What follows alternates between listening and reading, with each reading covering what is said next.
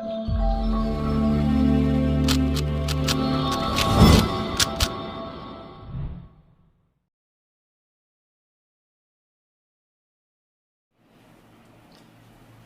Everyone, स्वागत है आप सभी का अपने यूट्यूब चैनल आरके एकेडमी पर।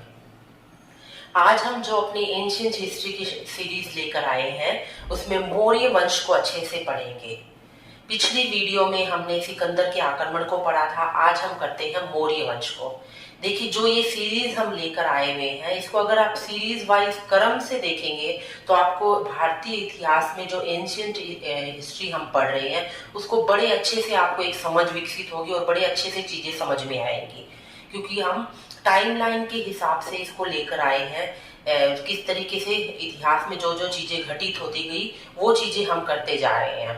इससे आपको इतिहास को समझने में बहुत मदद मिलेगी और ये वीडियोस आपके लिए डेफिनेटली बहुत हेल्पफुल होंगे। तो इन वीडियोस का आप अच्छे से फायदा उठाएं और इन वीडियोस को लाइक भी करें और सब्सक्राइब करें। साथ में कमेंट में भी आप अपने व्यूज बता सकते हैं कि आपको कैसा लग रहा है या किस टॉपिक पर आपको अलग से कौन सी चीज चाहिए, वो भी आप कमेंट में बता सकते हैं। तो प्लीज ये चीज भी करिए, आप लाइक करें, कमेंट करें, सब्सक्राइब करें, साथ में ही बेल आइकन भी प्रेस करें ताकि आपको आने वाली वीडियोस की नोटिफिकेशन टाइम पे मिल सके। तो चलिए स्टार्ट करते हैं आज मौर्य वंश के बारे में। हमने जो मगध का साम्राज्य किया उसमें एक मगध के साम्राज्य में सबसे पहला जो मगध में वंश स्टार्ट होता है वह होता है हर्ण्यक वंश। हमने इसको एक ट्रिक के माध्यम से किया था, हशीन मशूक शाह। हशीन में ह से बना हर्ण्यक वंश, श से शिशुनाग वंश, न से नंद वंश, और अब चौथा वंश जो हम करने जा रहे हैं वो है मौर्य वंश। तो इसको क्रम में करने का बेनिफिट ये होता है कि आपको अच्छे से चीजें समझ में आती है। साथ में क्रम में करने से जो इसको आपका क्रम में लगाने के जो क्वेश्चंस आते हैं उनको आप अच्छे से इजीली कर सकते हो। जो क्रॉनिकल ऑर्डर में जो चीजें आती है उनको आप ऑर्डर में लगा पाते हैं। तो चलिए आज का वीडियो स्टार्ट करते हैं मौर्य वंश के बारे में। तो मौर्य वंश आता है नंद वंश के बाद आने वाला चौथा वंश है ये मगध साम्राज्य में, जिसका टाइम पीरियड क्या है 322 बीसी से लेकर 185 बीसी तक यह साम्राज्य चलता है। मौर्य वंश के बारे में बोला जाता है कि भारत का पहला साम्राज्य था, पहला वंश था जिसने लगभग पूरे भारत को एक सूत्र में पिरो दिया था। एक एकीकरण के सूत्र में एक अखंड भारत का जो सपन था उसको लगभग रूप से इन्होंने साकार किया था, क्योंकि जो मौर्य वंश था वो अफगानिस्तान से लेकर उत्तर में कश्मीर और दक्षिण में कर्नाटक तक इनका साम्राज्य फैला हुआ था। तो इस तरीके से इन्होंने भारत में जो एकीकृत व्यवस्था फैलाई थी वो पहले इतिहास का पहला वंश था जिसने इस तरीके की चीजें की थी। तो मौर्य वंश के बारे में हमें जानकारी पहले तो हम ये पता करेंगे किसी भी वंश के बारे में हमें जानकारी कहाँ से मिलती है कि इस वंश में क्या क्या हुआ घटित हुआ था। तो मौर्य वंश के बारे में जानकारी के लगभग दो स्रोत हैं, जो एक है साहित्यिक स्रोत और एक है पुरातात्विक स्रोत। एक है साहित्यिक स्रोत और एक पुरातात्विक स्रोत। साहित्यिक स्रोत में क्या होता है, रिटन फॉर्म में बुक्स होती हैं, साहित्य होता है, लिटरेचर होता है। पुरातात्विक स्रोत में होते हैं खुदाई के द्वारा प्राप्त अभिलेख, स्तूप, भवन, गुफा, मृद भांड, इस तरीके की चीजें पुरातात्विक स्रोतों में काउंट होती हैं। तो पहले हम करते हैं साहित्यिक स्रोत, जो जो इम्पोर्टेंट बुक्स इससे संबंधित थी मौर्य वंश से, जिससे मौर्य वंश के बारे में हमें पता चलता है, वो साहित्यिक स्रोतों में आती हैं। क्योंकि इनसे काफी क्वेश्चन पूछे जाते हैं कि कौन सी बुक किस राइटर के द्वारा लिखित थी। तो पहली बुक थी सबसे इंपॉर्टेंट अर्थशास्त्र। अर्थशास्त्र किसके द्वारा लिखी गई थी, कौटिल्य के द्वारा लिखी गई थी। अर्थशास्त्र लिखी गई थी कौटिल्य के द्वारा, जिसको चाणक्य भी बोला जाता था और इसका एक और नाम था विष्णुगुप्त। तो तीन नाम थे इसके, कौटिल्य, चाणक्य या विष्णुगुप्त। उसके द्वारा रचित थी कौन सी पुस्तक, अर्थशास्त्र, जिसमें मौर्य वंश की राजनीतिक व्यवस्था, राज दरबार की व्यवस्था और लोक प्रशासन के बारे में पता चलता है। दूसरी इंपॉर्टेंट बुक थी मुद्रा राक्षस। मुद्रा राक्षस किसके द्वारा लिखी गई थी, विशाख दत्त के द्वारा। ध्यान रखेंगे, इंपॉर्टेंट बुक है ये। मुद्रा राक्षस किसके द्वारा लिखी गई थी, विशाख दत्त के द्वारा लिखी गई एक पुस्तक थी, जिसमें हमें जो हम ये सुनते हैं कि चंद्रगुप्त मौर्य ने किस प्रकार से कौटिल्य की मदद से शासन पर अधिकार किया, मौर्य वंश की स्थापना की, वो सारी चीजें किसमें लिखित है? मुद्रा राक्षस में लिखित है, जो कि विशाख दत्त के द्वारा लिखी गई एक पुस्तक है। अगली आती है इंपॉर्टेंट बुक इंडिका। इंडिका किसके द्वारा लिखित थी? मैगस्थनीज के द्वारा लिखित एक पुस्तक थी, मैगस्थनीज, जो कि यूनानी राजदूत था मैगस्थनीज, जिसके बारे में हम आगे पढ़ेंगे। तो यूनानी राजदूत था मैगस्थनीज, जिसके द्वारा कौन सी पुस्तक लिखी गई थी? इंडिका। इसमें राज दरबार में चल रहे षड्यंत्र, नगर प्रशासन और अन्य बातों के बारे में, या फिर सामाजिक स्थिति क्या थी उस टाइम पर, ये सारी बातें किससे पता चलती हैं? इंडिका से पता चलती हैं। फिर दो और ये है दीपवंश और महावंश। ये दोनों साहित्य किससे संबंधित है? श्रीलंका से संबंधित है। श्रीलंका में जो बौद्ध धर्म था उससे संबंधित ये दोनों बुक है, दीपवंश और महावंश। तो इस चीज को भी ध्यान रखेंगे, इनसे भी हमें बौद्ध धर्म और उस टाइम में अशोक या अन्य राजाओं के बारे में जानकारी मिलती है। अब हम मौर्य वंश की स्थापना के बारे में पढ़ लेते हैं कि मौर्य वंश की स्थापना किस तरीके से हुई।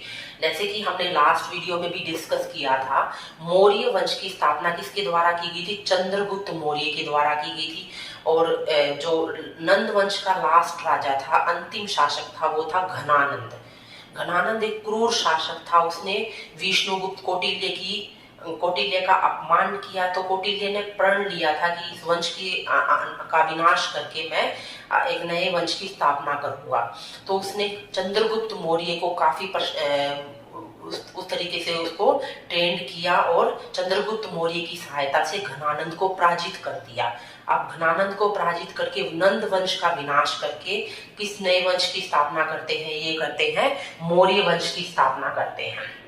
और किसके द्वारा की जाती है? चंद्रगुप्त मौर्य के द्वारा की जाती है। चंद्रगुप्त मौर्य राजा बनता है और विष्णुगुप्त या कौटिल्य इसका क्या बनता है? प्रधानमंत्री बनता है। तो चंद्रगुप्त मौर्य का शासन कब से कब तक रहा था? 322 बीसी से लेकर 298 बीसी तक। थोड़ा सा हम डेट को भी ध्यान में रखेंगे साथ साथ, ताकि अगर कहीं डेट से संबंधित क्वेश्चन आए तो आप इजीली उसको कर सकें। तो चंद्रगुप्त मौर्य का शासन रहता है 322 बीसी से 298 बीसी तक। अब चंद्रगुप्त मौर्य के टाइम पर क्या इंपॉर्टेंट बातें थी वो हम देखते हैं क्या इंपॉर्टेंट थी। चंद्रगुप्त मौर्य ने धीरे धीरे युद्धों के द्वारा अपने साम्राज्य को काफी फैला लिया था। मैंने बताया आपको अफगानिस्तान की सीमा तक भारत जो इनका मौर्य वंश का शासन वहां तक फैला हुआ था। अफगानिस्तान में तक्षशिला नामक जगह भी इनके अंडर थी, इनके कंट्रोल में थी। तो इन युद्धों के क्रम में एक सबसे इंपॉर्टेंट युद्ध जिसके बारे में क्वेश्चन पूछे जाते हैं वो था सेल्यूकस निकेटर के साथ युद्ध। चंद्रगुप्त मौर्य का सेल्यूकस निकेटर के साथ युद्ध होता है 305 बीसी में। ध्यान रखेंगे ये युद्ध की डेट, 305 बीसी में सेल्यूकस निकेटर के साथ युद्ध होता है चंद्रगुप्त मौर्य का। इस युद्ध के क्रम में सेल्यूकस निकेटर मैंने आपको बताया था कौन था ये? सिकंदर खान ने अपने सेनापति के अधीन अपने जीते हुए विजित प्रदेश किसको दे दिए थे? सेल्यूकस निकेटर को सौंपकर वो चला जाता है। तो सेल्यूकस निकेटर था सिकंदर का सेनापति। अब इसके साथ चंद्रगुप्त मौर्य का युद्ध होता है और चंद्रगुप्त मौर्य इसको पराजित कर देता है। पराजित करने के बाद दोनों के बीच एक संधि होती है। उस संधि के थ्रू चंद्रगुप्त मौर्य 500 हाथी भेंट करता है सेल्यूकस निकेटर को, और सेल्यूकस निकेटर बदले में 4 प्रदेश थे उनका शासन और साथ में एक वैवाहिक संबंध भी स्थापित होता है। यानी ये अपनी एक बेटी थी हेलेना, सेल्यूकस निकेटर की बेटी का नाम क्या था? हेलेना। उसका विवाह किसके साथ कर देता है? चंद्रगुप्त मौर्य के साथ अपनी बेटी का विवाह कर देता है। इस तरीके से यूनानियों के साथ एक वैवाहिक संबंध भी स्थापित हो जाते हैं चंद्रगुप्त मौर्य के। वैवाहिक संबंध स्थापित होने के बाद सेल्यूकस निकेटर के दरबार में एक राजदूत रहता था मैगस्थनीज। मैगस्थनीज किसके दरबार में रहता था? सेल्यूकस निकेटर के दरबार में राजदूत था।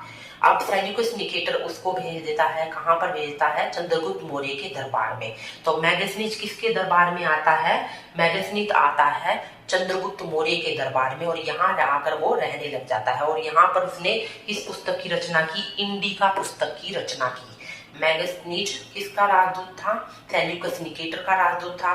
बाद में वो चंद्रगुप्त मौर्य के दरबार में आकर रहने लग जाता है और यहाँ पर उसने इंडिका नामक पुस्तक की रचना की। हालांकि जो इंडिका पुस्तक है वो मूल रूप में नहीं मिलती है, फिर भी काफी सारी जानकारियां जिसकी पांडुलिपि है या इसकी फोटोकॉपी जिसको बोल सकते हैं, दूसरे इतिहासकारों के द्वारा जो भी चीजें लिखी गई इससे संबंध में, उससे हमें पता चलता है। तो मैगस्थनीज के बारे में आपको पता चल गया, यूनानी राजदूत था जो चंद्रगुप्त मौर्य के राज दरबार में आकर रहने लग जाता है। यहाँ पर आपको दिख रहा है सेंड्रोकोट्स और एंड्रोकोट्स, ये दो नाम थे। ये दोनों नाम किसके नाम थे? ये चंद्रगुप्त मौर्य को बोला जाता था, सेंड्रोकोट्स या एंड्रोकोट्स। अब ये दोनों नाम कहाँ पर प्रचलित थे? ये यूनानी साहित्य में प्रचलित थे, यानी कि यूनान में या यूनानी साहित्य में चंद्रगुप्त मौर्य को क्या बोला गया है? एंड्रोकोट्स या सेंड्रोकोट्स के नाम से पुकारा गया है चंद्रगुप्त मौर्य को यूनानी साहित्य में। ठीक है। अब चंद्रगुप्त जो मौर्य है 298 बीसी में चंद्रगुप्त मौर्य भद्रबाहु के साथ, हमने जब जैन धर्म का जो वीडियो किया था उसमें विस्तार से इस बारे में बात की थी। चंद्रगुप्त मौर्य जैन धर्म से संबंधित था, यानी कि जैन धर्म को ये मानता था। जब जैन धर्म को ये मानता था, जो जैन धर्म के दो भाग हो गए थे, दिगंबर और श्वेतांबर।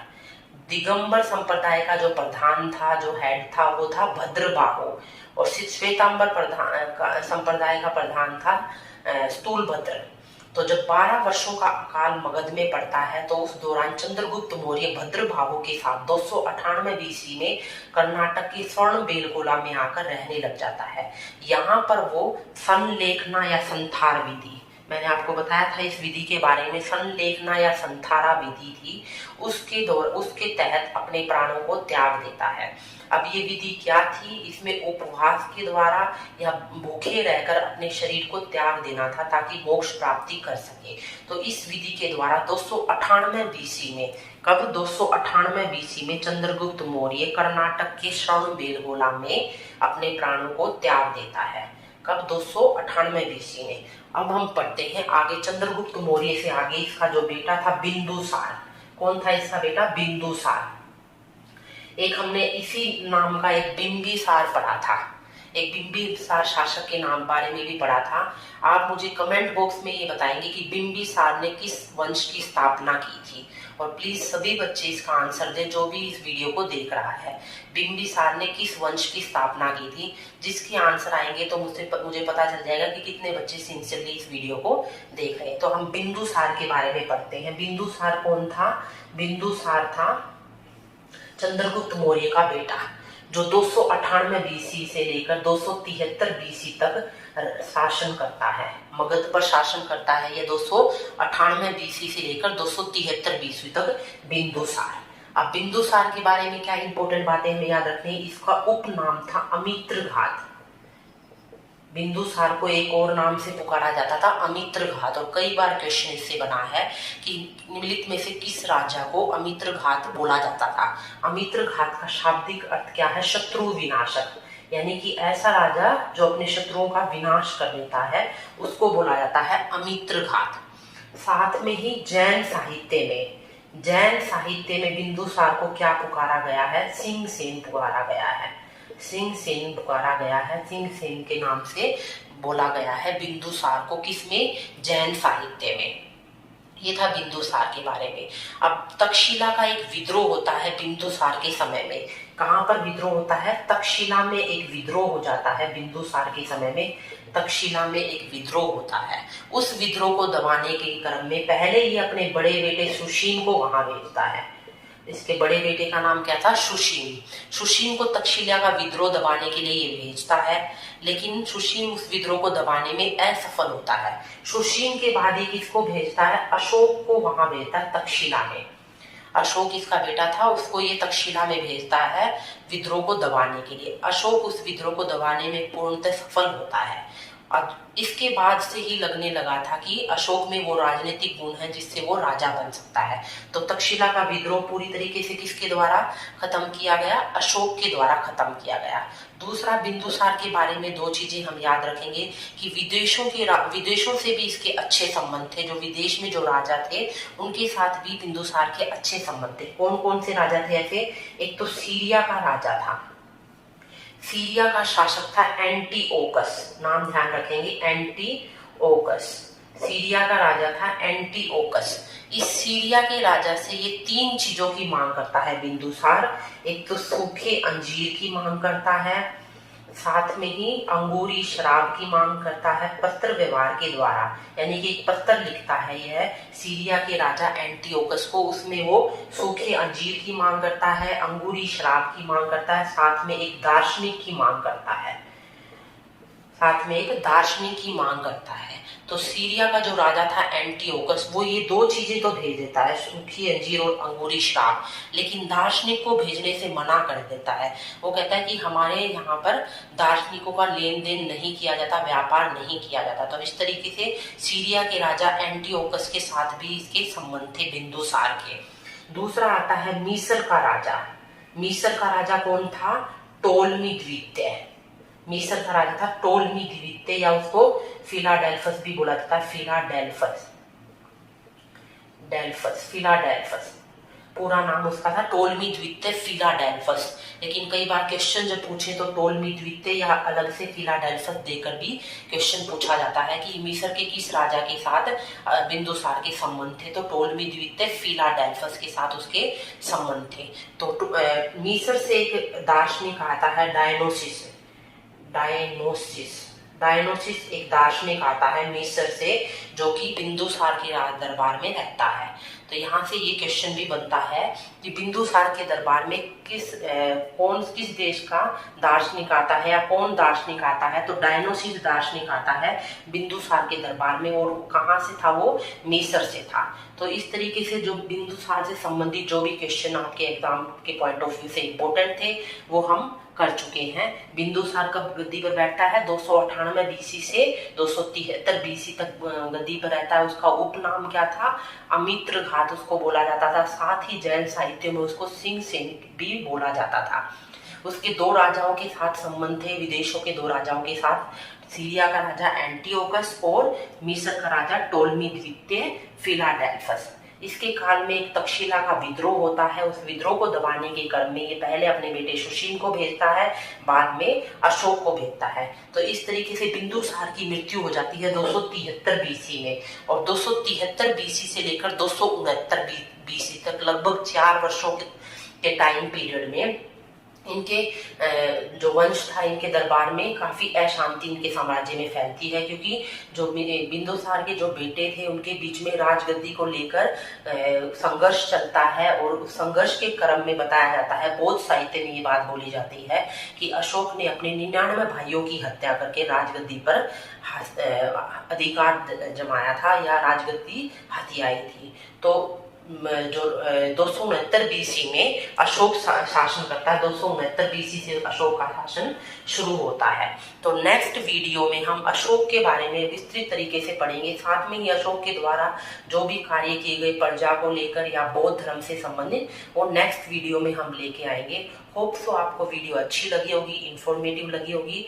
तो प्लीज आप इसको सब्सक्राइब करें, लाइक करें और शेयर करें। ज्यादा से ज्यादा इस वीडियो को आप आगे शेयर करें, ताकि हम और अच्छी वीडियोस आपके लिए लेके आ सकें। साथ में ही हिस्ट्री के अलावा भी कोई और सब्जेक्ट के ऊपर भी हम वीडियो लेकर आएंगे। Thank you for watching this. पढ़ते रहे, हंसते रहे, मुस्कुराते रहे। Thank you.